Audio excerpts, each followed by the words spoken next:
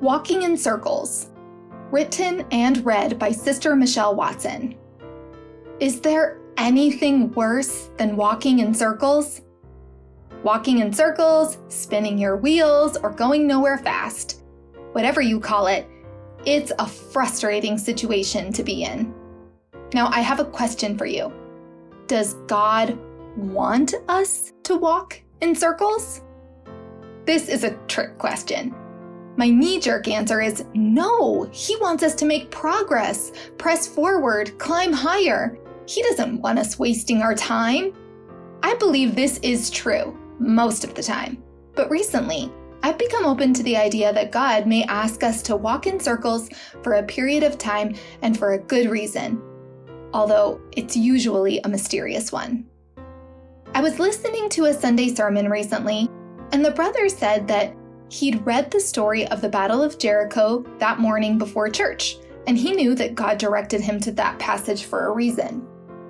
As I was sitting there in the pew, reflecting upon my walk with the Lord, I thought about how the Israelites were instructed to walk around the walls of Jericho 6 times, once a day for 6 days.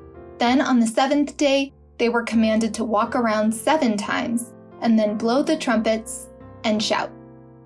And the grand finale was that those famously thick walls would come tumbling down.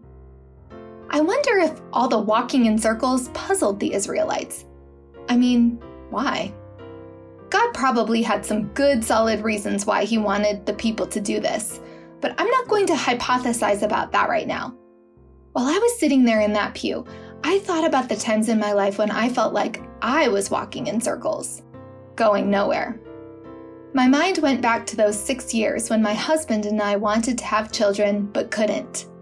6 years, 6 circles around the sun. That's a lot of time.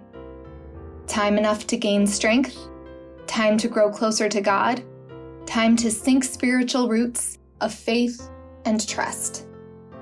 I know that God had my husband and I walk those 6 circles for a reason, maybe lots of reasons. And I can testify that He was with us every step of the way, even during the times when it felt like we were miles away from where we wanted to be.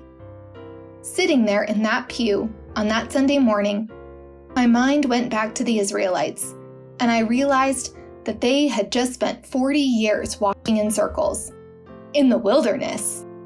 Those circles were the result of disobedience. They were a punishment, and it must have been a long, frustrating journey.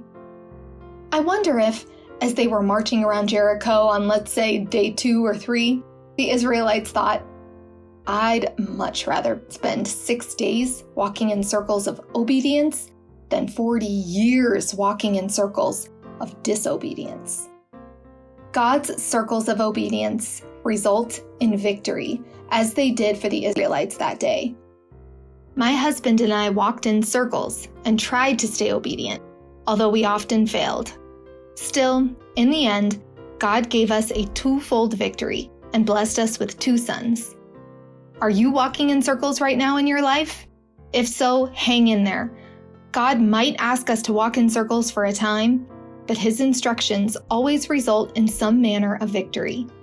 I pray that your victory shout is not far off.